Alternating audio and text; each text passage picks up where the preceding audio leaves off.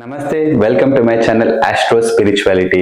ನಾವು ಯಾವ ದೇವರಿಗೆ ಯಾವ ಟ್ಯಾಟೂ ರಿಲೇಟ್ ಆಗಿರುತ್ತೆ ಹಾಗೂ ಯಾವ ಗ್ರಹದವರು ಯಾವ ದೇವರ ಟ್ಯಾಟೂ ಹಾಕಿಸ್ಕೋಬಹುದು ಅನ್ನೋದ್ರ ಬಗ್ಗೆ ಮಾತಾಡ್ತಾ ಇದ್ದೀವಿ. ಈಗ ಬಂದ್ಬಿಟ್ಟು ನಾ ಮಾತಾಡ್ತಿರೋದು ಬುಧ ಗ್ರಹ ನಿಮ್ಮ ಜೀವನದಲ್ಲಿ ಸ್ಟ್ರಾಂಗ್ ಆಗಿ ಸ್ಟ್ರೆಂತ್ ಆಗಿತ್ತು ಅಂತಂದ್ರೆ ನೀವು ದುರ್ಗಿಯ ಟ್ಯಾಟೂನ ಹಾಕಿಸ್ಕೋಬಹುದು. ಯಾಕಂದ್ರೆ ಆ ದುರ್ಗಿಯ ಒಂದು ಅನುಗ್ರಹ ನಿಮ್ಗೆ ಸಿಕ್ತು ಅಂತಂದ್ರೆ ಬುಧ ಗ್ರಹ ಇರುವಂತ ಸ್ಟ್ರೆಂತ್ ಇನ್ನೂ ಜಾಸ್ತಿ ಆಗುತ್ತೆ. ದುರ್ಗಿದು ಸಿಂಬಾಲಿಕ್ ತ್ರಿಶೂಲ ಆಗಿರ್ಬೋದು ಅಥವಾ ದುರ್ಗಿಗೆ ಏನೇನ್ ಸಿಂಬಾಲಿಕ್ ಆಗಿರುತ್ತೆ, ಮೇಜರ್ ಆಗಿ ನೀವು ದುರ್ಗಿಯ ಮಂಡಲ ಹಾಕಿಸ್ಕೋಬಹುದು. ಬುದ್ಧಿಯ ಒಂದು ಅಧಿಪತಿ ಬುಧ ಆಗಿರೋದ್ರಿಂದ ಈ ಒಂದು ಸಿಂಬಾಲಿಕ್ ಟ್ಯಾಟೂಸ್ ನ ನೀವು ಹಾಕಿಸ್ಕೊಂಡಾಗ ನಿಮ್ಗೆ ಎನರ್ಜಿ ತುಂಬಾ ಚೆನ್ನಾಗಿ ಎನ್ಹಾನ್ಸ್ ಆಗಿ ಸ್ಟಾರ್ಟ್ ಆಗುತ್ತೆ.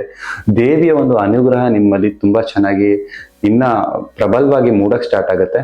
ಹಾಗೂ ಮತ್ತೆ ಬಂದ್ಬಿಟ್ಟು ಬುಧನ ಒಂದು ಡೈರೆಕ್ಷನ್ ಬಂದ್ಬಿಟ್ಟು ನಾರ್ತ್ ಆಗಿರೋದ್ರಿಂದ ನಾರ್ತ್ ಡೈರೆಕ್ಷನ್ ನೀವು ಹಾಕಿಸ್ಕೊಬಹುದು ಟ್ಯಾಟೂ ಆಗಿ, ಅಥವಾ ಬುಧನ ಒಂದು ಮಂಡಲನೇ ಹಾಕಿಸ್ಕೋಬಹುದು. ಬುಧನ ಮಂಡಲ ನೀವೇನಾರು ಹಾಕಿಸ್ಕೊಂಡ್ರಿ ಅಂದ್ರೆ ನಿಮ್ಗೆ ಇನ್ನ ಇಂಟೆಲಿಜೆನ್ಸಿ ಫೀಲ್ ಆಗುತ್ತೆ. ನಿಮ್ಗೆ ಕೆಲವೊಂದು ಮಾತುಗಳು, ನಿಮ್ದು ಮಾತು ಹೇಗಿರುತ್ತೆ ಅಂದ್ರೆ ನೀವು ಯಾರಿಗಾರು ಒಂದು ಏನಾರು ಹೇಳಿದ್ರೆ ಅವ್ರು ಸರಿನಾ ತಪ್ಪ ಅಂತ ಯೋಚನೆ ಮಾಡದೆ ಆ ಮಾತನ್ನ ಅವ್ರು ಆಕ್ಸೆಪ್ಟ್ ಮಾಡ್ಕೊಳಕ್ ಸ್ಟಾರ್ಟ್ ಮಾಡ್ತಾರೆ.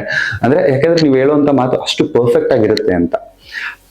ನಿಮ್ ಮಾತನ್ನ ಯಾರ್ಯಾದ್ರು ಕೇಳ್ತಾರೆ, ಈ ಒಂದು ಸ್ಟ್ರೆಂತ್ ನಿಮ್ಗೆ ಸಿಗುತ್ತೆ. ಹಾಗೇನೆ ನಿಮ್ಮ ಬಾಡಿಲಿ ಇರುವಂತ ನೆಗೆಟಿವಿಟಿ ಡ್ರೈನ್ ಅಪ್ ಆಗಿ ನಿಮಗೆ ಪಾಸಿಟಿವ್ನೆಸ್ ತುಂಬಾ ಚೆನ್ನಾಗಿ ಬಿಲ್ಡ್ ಆಗಕ್ ಸ್ಟಾರ್ಟ್ ಆಗುತ್ತೆ. ಸೊ ಇದು ಬುಧನ ಒಂದು ಶಕ್ತಿ ಆಗಿರೋದ್ರಿಂದ ಈ ದೇವರು ಈ ಒಂದು ಗ್ರಹಕ್ಕೆ ಸಿಕ್ಕಾಪಟ್ಟೆ ರಿಲೇಟೆಡ್ ಆಗಿರೋದ್ರಿಂದ ಈ ದೇವರ ರಿಲೇಟೆಡ್ ಟ್ಯಾಟೂಸ್ ಹಾಕಿಸ್ಕೊಂಡಾಗ ನಿಮ್ಮ ಜೀವನದಲ್ಲಿ ಇನ್ನೂ ಚೆನ್ನಾಗಿ ನೀವು ಮುಂದುವರಿಬಹುದಾಗುತ್ತೆ. Thank you so much for watching. ನಿಮ್ಗೆ ಯಾವುದೇ ತರ ಒಂದು ಆಸ್ಟ್ರಾಲಜಿಕಲ್ ಟ್ಯಾಟೂಸ್ ಬೇಕಂದ್ರೆ ನೀವು ನನ್ನ ಕನ್ಸರ್ನ್ ಮಾಡ್ಬೋದು.